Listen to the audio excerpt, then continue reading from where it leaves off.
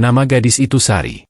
Usianya baru 19 tahun, tapi wajahnya seperti menyimpan usia yang lebih tua. Ada keteguhan di sorot matanya, semacam keberanian yang tidak biasanya dimiliki oleh gadis-gadis seusianya di kampung kecil tempat ia tumbuh, sebuah desa sunyi di pinggir Kabupaten Enrekang, Sulawesi Selatan. Di sanalah Sari lahir dan dibesarkan, dikelilingi perbukitan, sungai kecil yang mengalir jernih, dan rumah-rumah panggung dari kayu tua. Ayah Sari sudah lama tiada. Ia meninggal karena kecelakaan saat bekerja sebagai buruh proyek jalan lintas kabupaten. Sejak saat itu, Ibu Sari menjadi segalanya. Nama ibunya Makramlah, perempuan sederhana yang kuat, yang menghidupi Sari dan dua adiknya dengan menjual kue basah dan berjualan sayur seadanya di pasar kampung. Mereka tidak pernah kenyang betul, tapi juga tidak pernah mengeluh. Yang mereka punya cuma satu, harapan. Setiap pagi sebelum subuh, Makramlah biasa membangunkan Sari. Bukan untuk membantu di dapur, tapi untuk belajar. "Nak, sekolah itu satu-satunya jalan kita bisa keluar dari sini," katanya. Kalimat itu terus menempel di kepala Sari sejak ia masih SD. Tapi ketika Sari lulus SMA, mereka kehabisan pilihan. Tidak ada uang untuk kuliah. Adiknya butuh biaya sekolah dan Makramlah makin lemah karena penyakit gula yang tak kunjung sembuh. Sari tidak menangis. Dia tidak sempat. Sebaliknya, ia mengambil keputusan besar di usia muda. "Saya mau merantau, Mak," katanya suatu malam. Kalimat yang keluar begitu saja saat mereka makan malam dengan lauk sederhana, ikan asin dan sambal tomat. Makramlah mematung. Ia menatap anak sulungnya dengan mata berkaca-kaca. "Kau mau kemana?" tanyanya pelan. Katanya di Malaysia banyak lowongan pembantu rumah tangga, Mak. Tetangga kita, si Ibu Ida, katanya bisa bantu urus. Bayarannya besar. Saya bisa kirim uang tiap bulan. Malam itu, Makramlah hanya bisa menatap piring kosong di depannya. Dalam hati kecilnya, ia tahu anaknya ingin menyelamatkan keluarga ini. Tapi ia juga tahu, dunia di luar sana tidak seramah yang diceritakan oleh orang-orang. Seminggu setelah keputusan itu, Sari mulai mengurus dokumen. Ibu Ida, tetangga mereka yang pernah kerja di luar negeri, mengenalkan Sari pada seorang agen. Katanya, semua akan diurus. Tidak perlu keluar uang sepeser pun. Sari hanya perlu menyiapkan paspor dan mengikuti pelatihan selama 2 minggu di Makassar. "Kau yakin, Nak?" tanya Makramlah ketika Sari berpamitan. Sari mengangguk. "Insya Allah, Mak. Saya akan kirim uang tiap bulan. Biar adik-adik bisa terus sekolah." Saat Sari naik mobil travel menuju Makassar, mata Makramlah berkaca-kaca.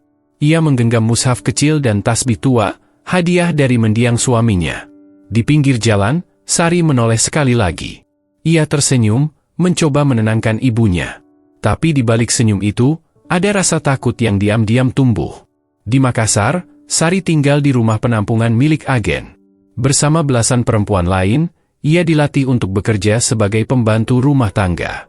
Mereka diajari cara membersihkan rumah, memasak, dan sedikit bahasa Melayu. Di malam hari, mereka tidur berjejer di lantai beralas tikar. Sari bukan gadis yang mudah mengeluh. Ia tahu, semua ini bagian dari perjuangan. Ia membayangkan ibunya tersenyum bahagia saat menerima uang pertama dari Malaysia. Ia membayangkan adik-adiknya bisa membeli sepatu sekolah baru. Itu cukup membuatnya kuat. Suatu malam, di pojok kamar penampungan, Sari duduk sendirian. Ia memegang tas kecil berisi pakaian dan mushaf pemberian Makramlah. Ia buka mushaf itu, mengusap lembut sampulnya, dan berbisik lirih, "Ya Allah, jagai Mak dan adik-adik di rumah." 2 minggu berlalu. Pihak agen datang membawa kabar, "Besok kalian berangkat ke Malaysia." Suasana di rumah penampungan langsung berubah. Beberapa gadis bersorak senang. Beberapa lainnya terlihat diam dan khawatir. Sari sendiri diam-diam merasa campur aduk. Senang karena akhirnya bisa bekerja, tapi juga takut karena ia tidak tahu siapa yang akan menjadi majikannya. Keesokan harinya, mereka naik pesawat menuju Kuala Lumpur. Itu pertama kalinya Sari terbang. Ia duduk di dekat jendela, memandangi awan-awan putih dan hamparan laut di bawah sana. Ia menggenggam tas kecilnya erat-erat, tempat mushaf kecil itu berada. Hanya itu yang ia bawa dari rumah, mushaf, harapan, dan niat tulus membahagiakan keluarga.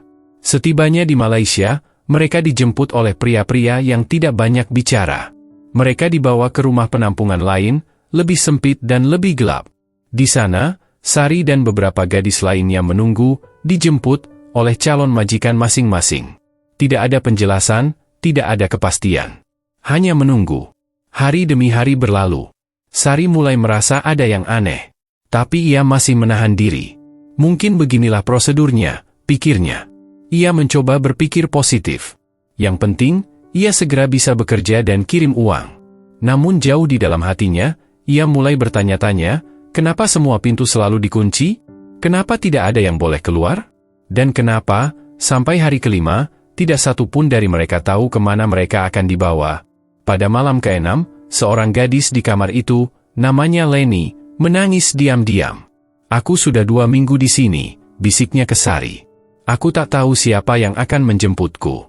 Mereka bilang kita akan kerja di rumah, tapi temanku dulu sempat bilang, tidak semuanya seperti yang dijanjikan." Sari merasa dingin di punggungnya. Untuk pertama kalinya, ia takut. Tapi ia tidak menunjukkan rasa takut itu. Ia hanya menguatkan diri, memeluk mushaf kecil di dalam tasnya, dan mulai melantunkan sholawat seperti yang biasa ia lakukan bersama Makramlah di rumah. Malam itu, untuk pertama kalinya sejak berangkat dari kampung, Sari menangis. Bukan karena menyesal, tapi karena rindu. Rindu pada suara ibu yang membangunkannya, rindu pada aroma kue basah yang selalu dibawa pulang dari pasar, dan rindu pada kampung kecilnya yang sunyi tapi penuh cinta. Tapi ia tidak menyerah. Tidak malam itu. Tidak esok hari. Ia tahu, perjuangannya baru saja dimulai. Pagi itu langit Makassar belum terlalu terang saat rombongan Sari bersiap untuk diberangkatkan. Jalanan masih sepi, udara terasa lembab. Di pelataran rumah penampungan, koper-koper kecil berjajar. Beberapa perempuan tampak gugup, beberapa lainnya mencoba saling menenangkan. Sari berdiri di ujung barisan, menggenggam tas kecilnya sambil menatap kosong ke depan. "Naik mobil dulu ke bandara. Nanti dari sana langsung terbang ke Kuala Lumpur," kata pria bertubuh kekar yang dari tadi terlihat sibuk mengatur keberangkatan. Namanya Pak Tono. Ia bekerja untuk agen yang menyalurkan para pekerja ini. Di dalam mobil, Sari duduk di samping jendela. Ia memandangi jalan yang mereka lewati, merasa asing sekaligus kosong. Dalam hatinya, ia terus mengulang doa. Sholawat yang diajarkan ibunya dulu menjadi teman perjalanan yang paling setia. Ia tak tahu akan seperti apa hidupnya di negeri orang, tapi ia tahu untuk apa ia berangkat. Demi Mak, demi adik-adik, demi masa depan. Tiba di Bandara Sultan Hasanuddin, mereka langsung diarahkan ke area keberangkatan. Semua berjalan cepat. Tiket, paspor, lalu boarding. Tidak banyak waktu untuk berpikir. Sari hanya menuruti setiap perintah. Ini pertama kalinya ia naik pesawat. Saat roda pesawat mulai terangkat dari landasan, ia mencengkeram pegangan kursi. Jantungnya berdegup kencang. Tapi saat pesawat menembus awan dan langit mulai cerah, ia mulai tenang. Dari balik jendela, awan tampak seperti kapas putih raksasa. Pemandangan yang indah, tapi tidak sempat ia nikmati terlalu lama. Pikirannya terlalu sibuk memikirkan apa yang menantinya di sana. 1,5 jam kemudian, mereka mendarat di Kuala Lumpur. Bandara internasional itu begitu besar dan mewah. Sari menelan ludah. Ia merasa sangat kecil, seperti semut di tengah keramaian. Ia dan rombongannya langsung digiring menuju pintu kedatangan. Di sana sudah menunggu beberapa pria lokal, berjaket hitam dan bertopi. Mereka tidak banyak bicara, hanya menunjukkan nama dan memisahkan siapa yang ikut siapa.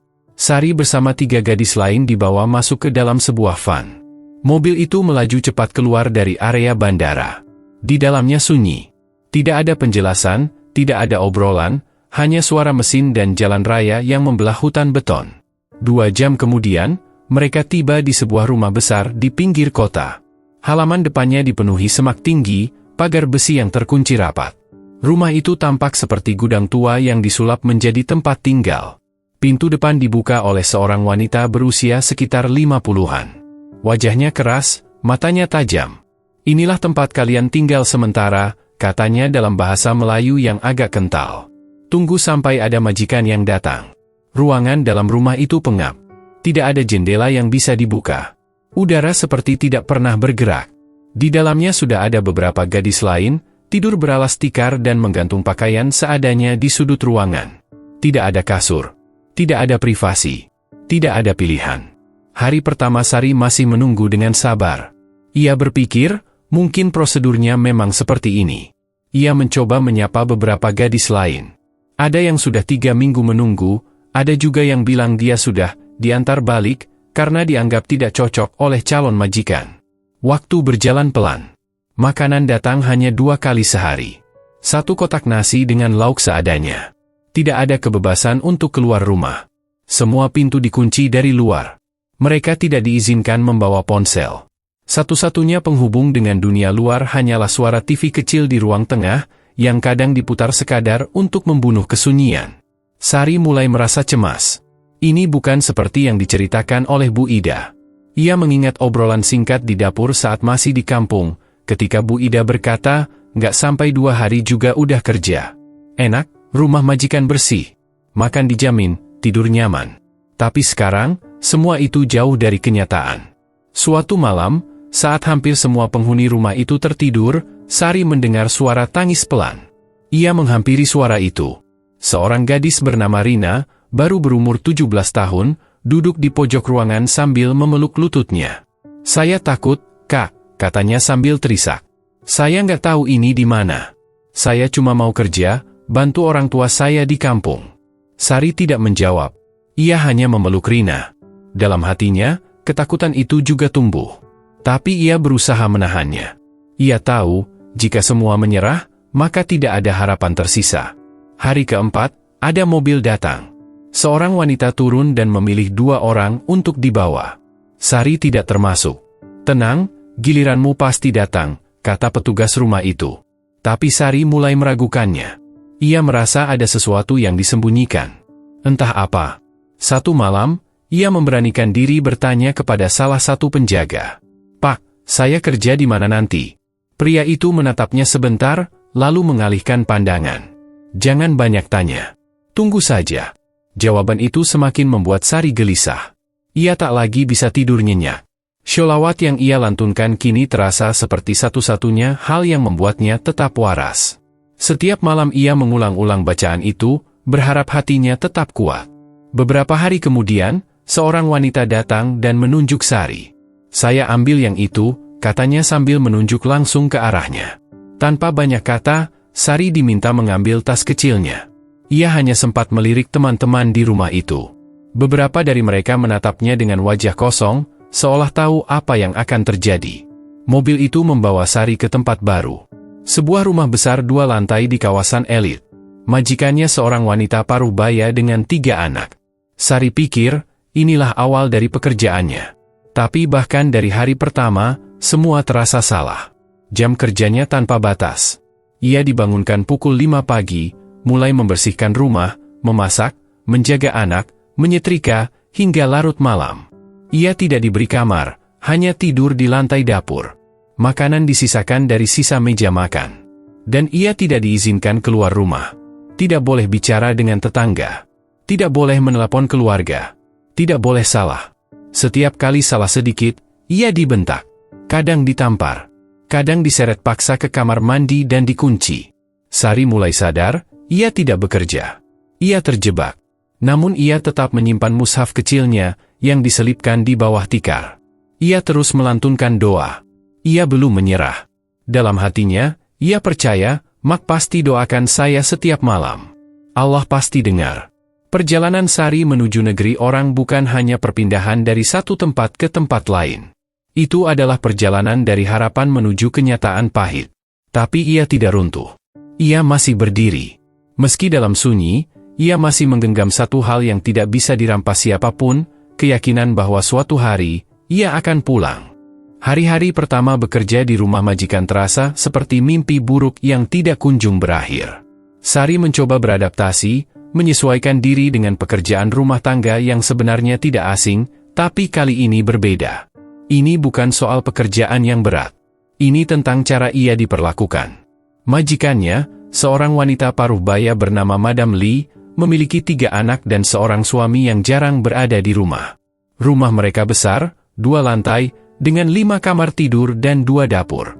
Tapi meskipun rumah itu luas, tidak ada tempat yang benar-benar menjadi milik Sari. Ia tidur di dapur, beralaskan karpet tipis dan sebuah bantal kecil yang mulai bau karena tidak pernah dicuci. Sari bekerja dari sebelum matahari terbit sampai malam benar-benar larut.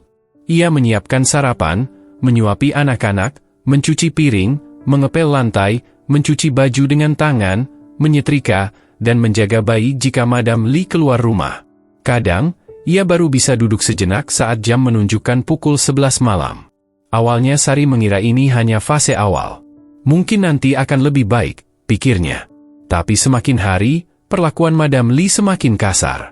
Bila Sari membuat sedikit kesalahan, entah lupa menaruh sendok di tempat biasa atau tidak cukup cepat menyetrika pakaian, Madam Li langsung membentak. Kadang ia mencubit, melempar kain pel, bahkan pernah menampar pipi Sari tanpa alasan yang jelas. Suatu pagi, Sari menyajikan teh yang dianggap terlalu manis. Madam Li menyiramkan teh itu ke lantai, lalu menyuruh Sari menjilatnya sambil tertawa dingin. Hati Sari hancur. Tapi ia tetap menurut. Ia tahu, membantah hanya akan membuatnya dikunci di kamar mandi lagi. Di rumah itu, Sari tidak dianggap sebagai manusia. Ia tidak diizinkan menggunakan ponsel, bahkan tidak diberi waktu untuk menulis surat. Semua kontak dengan dunia luar terputus. Ia tidak tahu bagaimana kabar Mak dan adik-adiknya. Ia hanya bisa menebak-nebak dari doa dan harapan. Setiap malam, saat rumah sudah sepi, Sari berbaring di atas lantai dapur yang dingin. Ia membuka mushaf kecil pemberian ibunya yang selalu disembunyikan di bawah tikar. Ia membacanya pelan-pelan, mengulang-ulang ayat dan sholawat. Itu satu-satunya hiburan, satu-satunya cara ia bisa bertahan. Ia ingat pesan Mak sebelum berangkat, kalau hatimu sempit, banyak-banyak bersholawat, nak. Itu akan menenangkan. Dan benar. Setiap kali air mata mulai turun, Sari akan melantunkan sholawat dengan suara yang hampir tidak terdengar. Waktu berjalan lambat. Sari tidak tahu sudah berapa lama ia di rumah itu. Ia kehilangan jejak hari dan tanggal. Madam Li tidak pernah bicara soal kontrak kerja, tidak pernah menyebutkan kapan Sari bisa pulang atau cuti. Sari tidak pernah menerima gaji. Setiap kali ia mencoba bertanya, Madam Li akan membentaknya atau pura-pura tidak mengerti. Suatu hari, seorang tetangga sempat mampir ke rumah. Wanita tua yang baik hati itu sempat melihat Sari dari jendela. "Itu pembantu baru ya?" tanyanya. Madam Li langsung menutup pintu. Setelah tetangga itu pergi, Sari dipanggil ke ruang tamu. "Kau jangan pernah berbicara dengan siapapun," teriak Madam Li. "Kalau aku lihat kau bicara, aku kirim kau ke tempat lebih buruk." Sari hanya menunduk. Ia mengangguk pelan. Dalam hati, ia bertanya, "Tempat yang lebih buruk dari ini masih ada?" Sore itu, ketika membersihkan lemari di ruang belakang, Sari menemukan ponsel lama milik anak Madam Li yang rusak. Tanpa sepengetahuan siapapun, ia coba menyalakannya. Tapi baterainya habis. Sari menyimpan ponsel itu diam-diam, berharap suatu hari bisa menggunakannya untuk menghubungi seseorang. Siapapun. Malamnya, ia menulis di selembar kertas sobekan, "Nama saya Sari. Saya berasal dari Sulawesi. Saya tidak dibayar, tidak boleh keluar, dan tidak tahu bagaimana cara pulang." Ia menyimpan kertas itu di balik mushaf kecil. Ia belum tahu akan ia berikan ke siapa, tapi setidaknya ia merasa sudah melakukan sesuatu. Sekecil apapun. Beberapa minggu kemudian, datang seorang kerabat Madam Li dari luar kota. Seorang pria tua yang sempat tinggal 2 malam. Ia melihat Sari membersihkan lantai dan berkata pelan, "Kenapa kau kurus sekali?" Sari tidak menjawab. Ia hanya tersenyum dan menunduk. Ia tidak tahu apakah itu bentuk perhatian atau hanya basa-basi. Tapi malam harinya, pria itu mengetuk dapur dan menyelipkan sebungkus makanan di pintu. "Untukmu," katanya singkat. Sari menangis. Makanan itu adalah nasi ayam hangat, jauh lebih enak dari sisa makanan yang biasa ia makan. Ia menghabiskannya pelan-pelan, sambil berterima kasih dalam hati. Hari demi hari terus berlalu. Sari mulai kehilangan tenaga. Tubuhnya semakin lemah. Ia sering pusing, kadang sesak napas. Tapi Madam Li tidak peduli. "Kau masih bisa berdiri, kan? Maka kerja," katanya suatu pagi. Suatu malam, Sari jatuh pingsan di kamar mandi. Ia tidak ingat apa-apa, hanya gelap. Ketika ia sadar, ia sudah berada di tempat tidur anak bungsu Madam Li. Ternyata anak itu yang menemukannya dan membangunkan ibunya. "Dia pura-pura sakit," kata Madam Li pada anaknya. Tapi malam itu, Untuk pertama kalinya, anak Madam Lee, gadis kecil berumur 8 tahun, duduk di samping Sari dan menggenggam tangannya. "Kakak jangan sedih," katanya. "Nanti aku kasih makan diam-diam." Sari mengangguk. Senyum kecil muncul di wajahnya. Bahkan dalam rumah yang penuh tekanan, masih ada secercah kebaikan. Tapi ia tahu, ia harus keluar dari sana. Ia tidak tahu caranya, tapi ia tahu satu hal, ia tidak boleh menyerah. Setiap malam, ia terus menulis pesan-pesan kecil di sobekan kertas dan menyelipkannya di sela-sela lemari, di bawah meja, dan di belakang pot bunga. Siapa tahu, suatu hari, ada yang menemukannya. Ia mulai menghitung hari lewat jumlah sobekan yang ia tulis. Dan dengan setiap pesan yang ia tinggalkan, ia merasa sedikit lebih kuat. Bahwa meski tubuhnya lelah, jiwanya belum padam. Bahwa meski ia disekap, harapannya tidak bisa dikurung. Dan harapan itu, ia yakini, akan membawanya pulang. Hari-hari berikutnya berubah menjadi siklus tanpa ujung yang lebih menyerupai penjara daripada tempat kerja. Sari tak lagi menghitung hari. Ia tak tahu lagi apakah hari itu Senin atau Jumat. Yang ia tahu hanyalah, bangun sebelum subuh, bekerja hingga larut malam, tidur di lantai keras tanpa alas, lalu mengulang semuanya. Madam Lee menjadi semakin tidak berperasaan. Tamparan menjadi makanan sehari-hari, bahkan ketika tidak ada kesalahan. Pernah suatu kali, hanya karena Sari lupa menaruh sandal anak di tempat semula, ia disiram air sabun panas. Tangannya melepuh. Tapi tak ada obat. Hanya kain lap yang ia rendam diam-diam, dibungkus es dari freezer dan dibalut dengan harapan agar tidak bernanah. Pakaian Sari hanya 2 pasang, satu yang dikenakan saat bekerja, satu lagi saat tidur. Keduanya mulai robek dan berbau. Tapi Madam Lee tidak peduli. Sari tidak pernah diberi uang, apalagi kesempatan membeli pakaian baru. Setiap kali suara ponsel Madam Lee berdering, hati Sari bergetar. Bukan karena harapan akan kabar baik, tapi karena ketakutan, jika ada tamu, ia harus bekerja lebih keras, membersihkan lebih banyak, memasak lebih cepat, dan seringkali tidak sempat makan.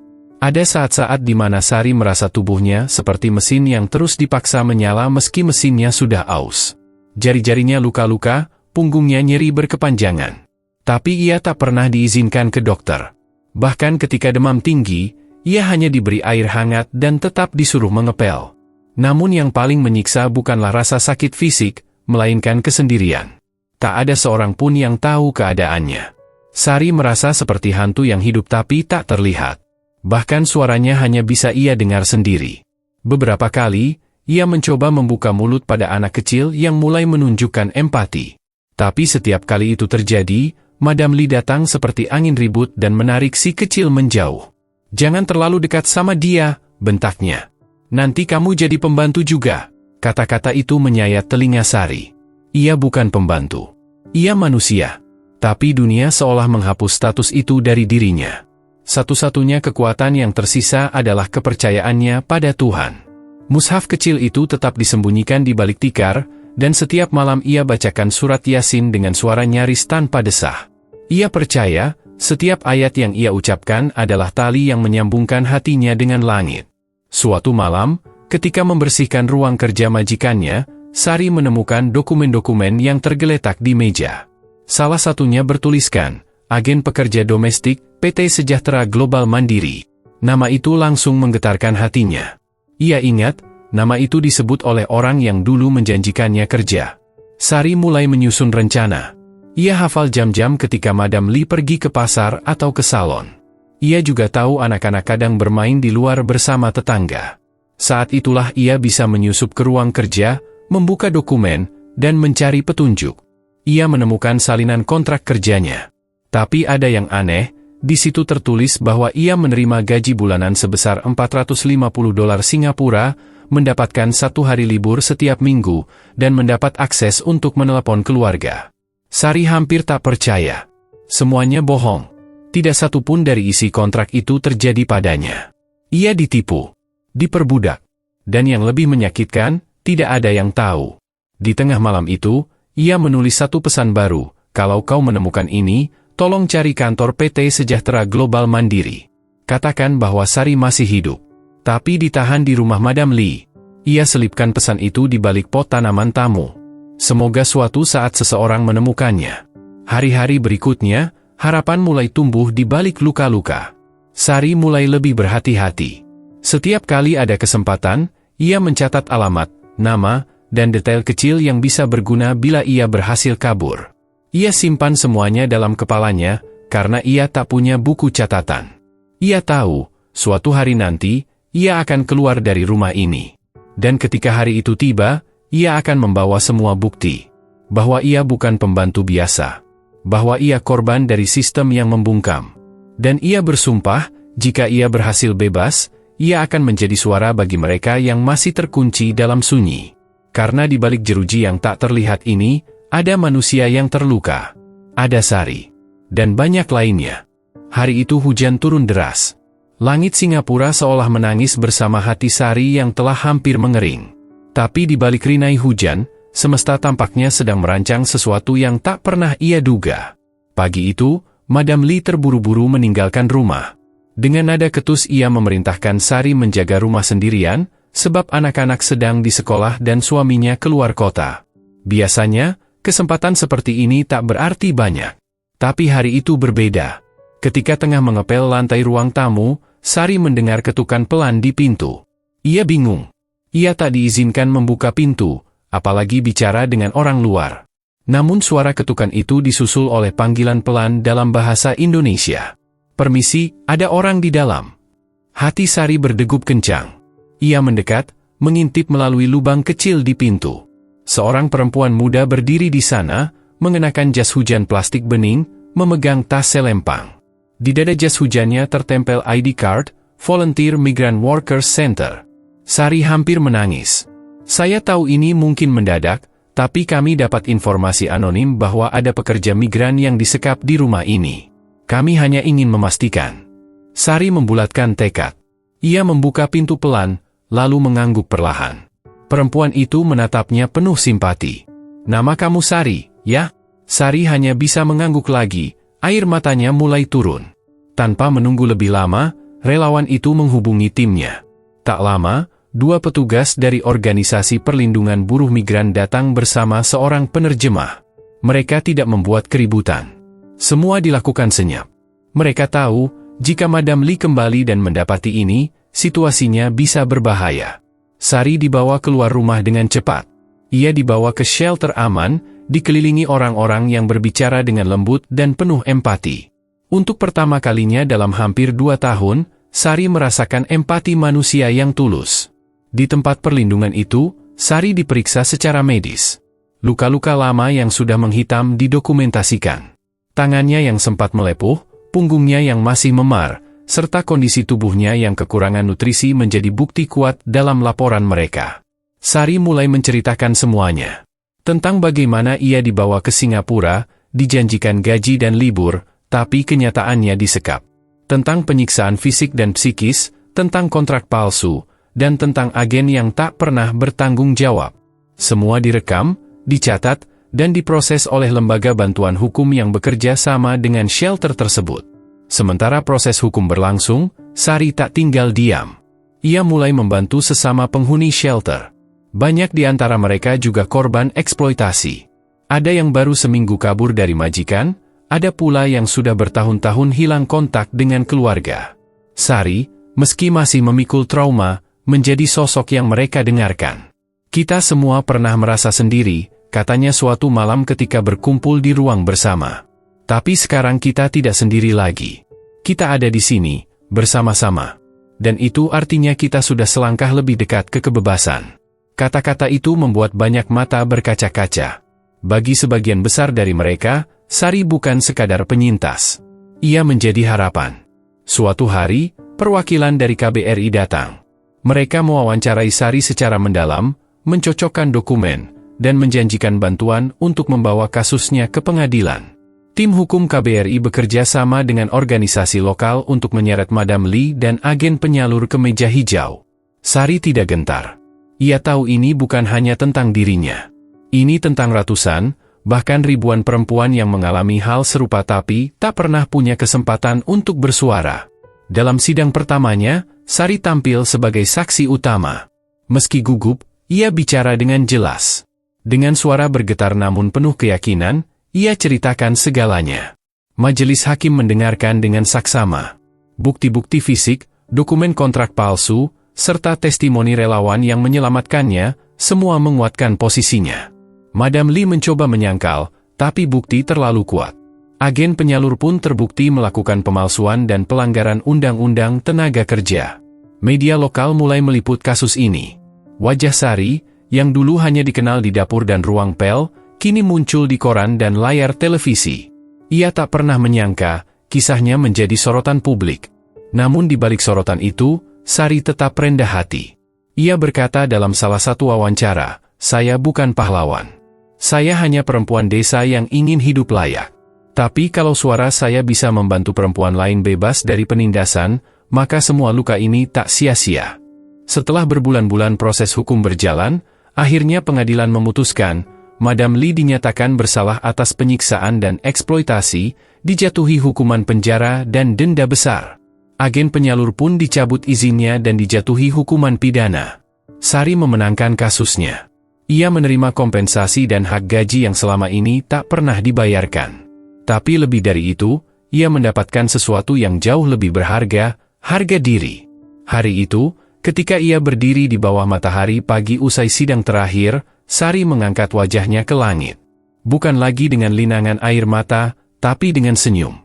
Ia tahu hidupnya belum selesai. Tapi ia juga tahu, kini ia punya kendali atas hidup itu. Sari memutuskan untuk tidak langsung pulang ke Indonesia. Ia ingin tinggal beberapa bulan lagi di Singapura, membantu lembaga yang dulu menolongnya. Ia mulai memberi penyuluhan, berbicara dalam seminar, bahkan dilibatkan dalam pembuatan panduan keselamatan bagi calon pekerja migran. Setiap kata yang ia ucapkan datang dari luka yang pernah menganga. Tapi kini luka itu menjadi pelita. Dan pelita itu, perlahan-lahan, mulai menerangi jalan bagi banyak perempuan lain yang masih berjalan dalam gelap. Malam itu hujan turun deras. Langit seperti ikut menangis untuk Sari, mengguyur atap rumah Madam Lee dengan rintik yang menenggelamkan suara-suara kecil. Angin menyusup masuk lewat jendela dapur yang tak rapat, menebar hawa dingin hingga menusuk ke tulang. Tapi hati Sari justru terasa hangat. Malam itu, ia tahu, waktunya telah tiba. Ia sudah menyiapkan semuanya sejak beberapa minggu lalu. Setiap celah dan celah di rumah itu sudah ia hafal. Setiap suara langkah, derit engsel pintu, jam keberangkatan Madam Lee ke salon, bahkan jam-jam anak-anak tidur, semua telah ia jadikan peta dalam kepalanya. Pelariannya bukan sekadar niat, tapi hasil perhitungan panjang yang diperam dalam sabar dan luka. Sari menyelinap dari kamarnya yang sempit di sudut dapur. Dengan langkah sehalus bayangan, ia menuruni tangga belakang yang biasa ia pel setiap pagi. Kunci pagar telah ia curi seminggu sebelumnya, lalu disimpan di bawah pot kaktus di balkon belakang. Ia tahu risiko besar menunggunya jika tertangkap, tapi lebih menakutkan lagi jika terus hidup dalam penjara tak kasat mata ini. Saat kunci beradu dengan gembok, detaknya berpacu lebih kencang. Tangan gemetar. Jantung berdegup seperti genderang perang. Tapi gembok itu terbuka. Bunyi kliknya kecil, tapi cukup membuat Sari seolah lahir kembali. Ia tak membawa apapun, kecuali selembar kertas yang dilipat rapi berisi alamat KBRI, dan secarik uang kertas yang dulu ia temukan tercecer di balik sofa. Hanya itu modalnya menuju kebebasan. Sari berlari menembus hujan. Kakinya telanjang. Air dan lumpur menampar betisnya. Tapi ia terus berlari. Di persimpangan lampu jalan, ia berteduh sejenak di bawah halte bus. Nafasnya ngos-ngosan. Pakaian tipisnya menempel di kulit. Tapi malam itu, ia merasa paling hidup setelah sekian lama merasa mati. Ia menunjukkan kertas alamat itu pada seorang pemuda berseragam jaket ojek daring yang sedang istirahat di motor. "Saya, dari Indonesia. Tolong antar saya ke sini." "Penting sekali," ucap Sari, suaranya hampir tak terdengar. Pemuda itu melihat kondisi Sari yang basah kuyup, kurus, wajahnya penuh luka kecil dan lebam. Ada iba di matanya. Tanpa banyak tanya, ia hanya mengangguk. "Naik, Kak. Saya antar." Sepanjang perjalanan, Sari hanya bisa berdoa. Hujan tak juga reda, tapi lampu-lampu kota yang menyala samar menjadi penanda harapan. Ia tak tahu siapa pemuda itu, tapi malam itu ia seperti malaikat tanpa sayap. Dalam 30 menit perjalanan, mereka sampai di gerbang KBRI. Gedung tinggi dengan pagar besi dan kamera pengawas. Tapi malam itu, gedung itu seperti rumah setelah badai panjang. Sari mengetuk pintu gerbang sambil menangis. Petugas keamanan keluar, melihat wajahnya, dan langsung memanggil staf dalam. Saya Sari. Saya dianiaya. Saya kabur dari rumah majikan. Tolong, bantu saya. Tangisnya pecah, seperti bendungan yang jebol. Suara yang selama ini dibungkam akhirnya menemukan telinga. Ia segera dibawa masuk. Selimut kering menyelimuti tubuhnya. Segelas teh hangat menenangkan jiwanya. Petugas mendengar ceritanya dengan serius. Mereka mengambil foto luka-lukanya. Mencatat semua kronologi. Dan untuk pertama kalinya setelah bertahun-tahun, Sari tidur di atas kasur. Esok paginya, kasus Sari langsung menjadi perhatian. PT Sejahtera Global Mandiri dipanggil. Agen yang dulu merekrutnya mengaku tak tahu-menahu soal penyiksaan. Tapi data kontrak dan rekaman pengakuan Sari membongkar segalanya. Madam Lee diinterogasi. Ia mengelak, mengatakan Sari berbohong. Tapi bukti luka dan dokumen palsu berbicara lebih keras. Sari tak lagi sendiri. Kini ia didampingi oleh pengacara dari Lembaga Perlindungan Pekerja Migran. Kasusnya mulai diselidiki sebagai dugaan perdagangan manusia dan penyiksaan berat. Berita pelariannya menyebar. Sebagian media lokal menulis tentangnya.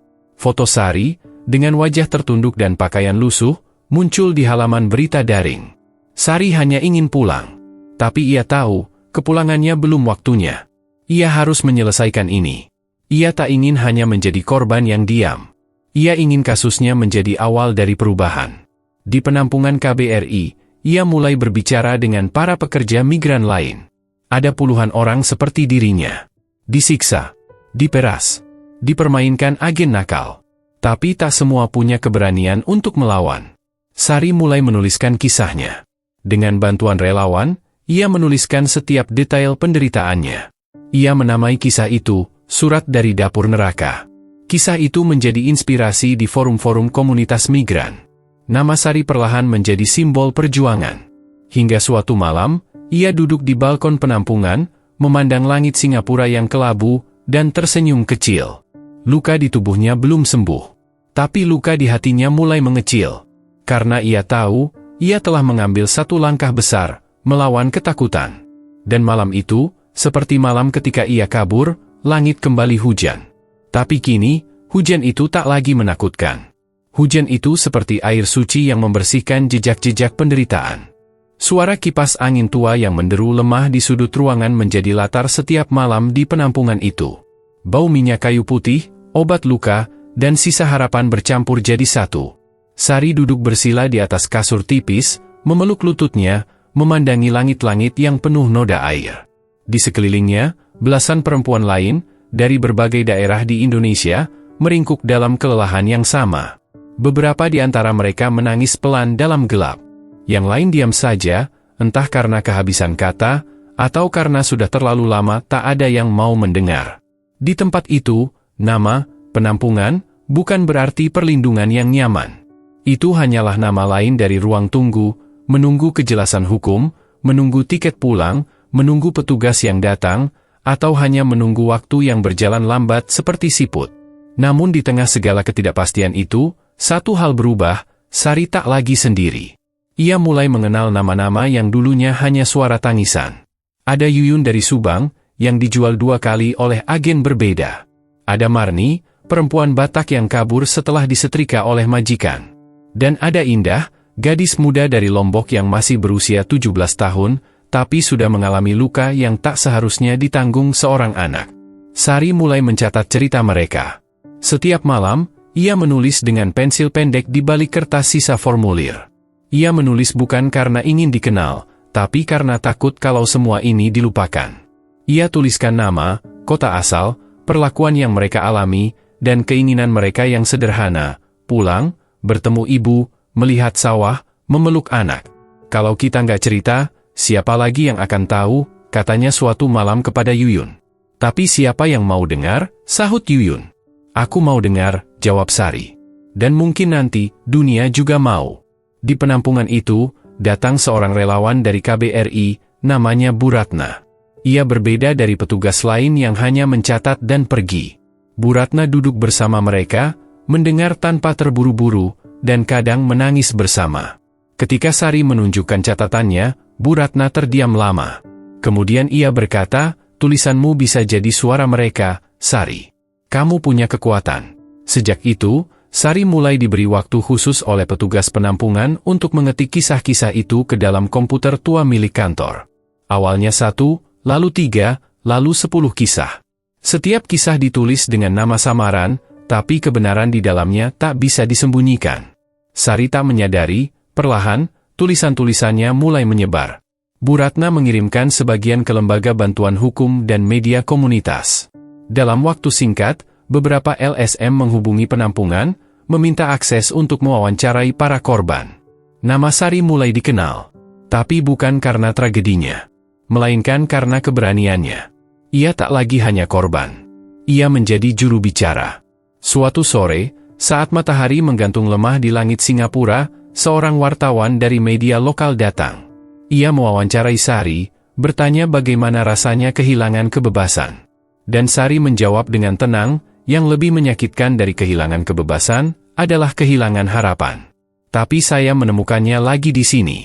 Sari tahu, perjuangannya belum selesai. Masih banyak temannya yang belum mendapat keadilan. Tapi untuk pertama kalinya dalam waktu yang lama, ia merasa berarti. Ia bukan lagi hantu dalam rumah orang. Ia kini adalah suara. Hujan turun deras saat hari itu dimulai. Sari terbangun lebih awal dari biasanya, jantungnya berdetak lebih cepat dari biasanya. Bukan karena ketakutan seperti dulu, tapi karena firasat, sesuatu akan terjadi. Pagi itu, Bu Ratna datang lebih cepat dari biasanya, wajahnya tegang tapi ada sedikit cahaya di matanya. Ia memanggil Sari ke ruang kantor kecil di belakang penampungan. "Sari, ini waktunya." "Waktu apa, Bu?" "Pulang." "Tapi tidak hanya itu. Kita akan melawan." Sari hanya diam, matanya membulat, mulutnya setengah terbuka. Antara percaya dan tak percaya. Ada tim dari LSM Internasional yang bersedia bantu. Mereka sudah koordinasi dengan KBRI dan pihak kepolisian di sini. Kita punya bukti, punya saksi, dan kamu punya suara. Hari-hari berikutnya dipenuhi rapat, pengisian berkas, dan persiapan mental.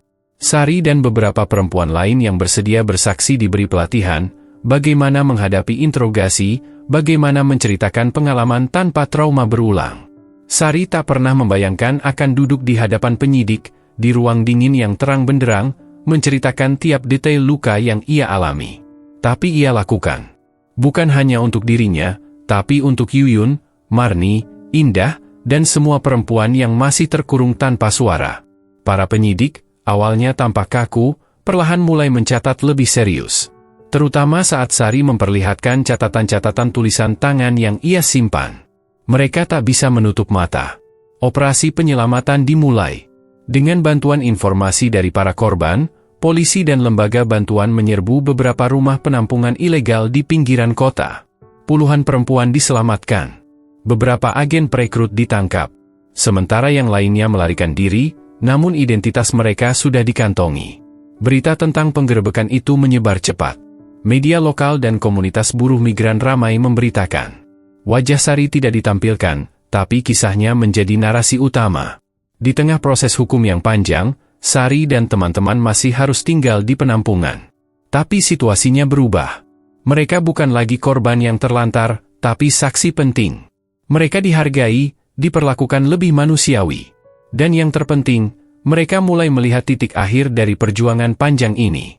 Beberapa minggu kemudian, Sari mendapat kabar, izin pemulangan keluar. Ia bisa kembali ke Indonesia. Tapi lebih dari itu, ia diminta menjadi pembicara dalam forum regional tentang perlindungan tenaga kerja migran. Tapi aku cuma lulusan SMP, Bu, kata Sari. Justru itu, Sar. Suara kamu nyata. Bukan hasil teori, tapi pengalaman. Dan itu yang paling kuat. Malam sebelum keberangkatan, Sari tak bisa tidur. Ia duduk di depan jendela, memandang keluar. Hujan sudah reda. Langit masih kelabu, tapi ada bintang kecil menyelinap di ujung langit. Ia teringat ibunya. Bu, anakmu akan pulang. Bukan sebagai orang kalah, tapi sebagai pejuang. Pesawat yang membawa Sari melintasi laut lepas terasa lebih ringan dari ketakutan yang dulu ia pikul. Di sampingnya, Bu Ratna memegang tangan Sari erat-erat. Kamu sudah melampaui gelap, Sari. Sekarang waktunya kamu menyalakan cahaya. Di bawah sana, tanah air menunggu. Dan di dada Sari, semangat untuk hidup, membela sesama, dan bersuara, berkobar seperti api yang tak akan padam. Hari itu, langit di Makassar seperti ikut bersedih dan bersyukur sekaligus.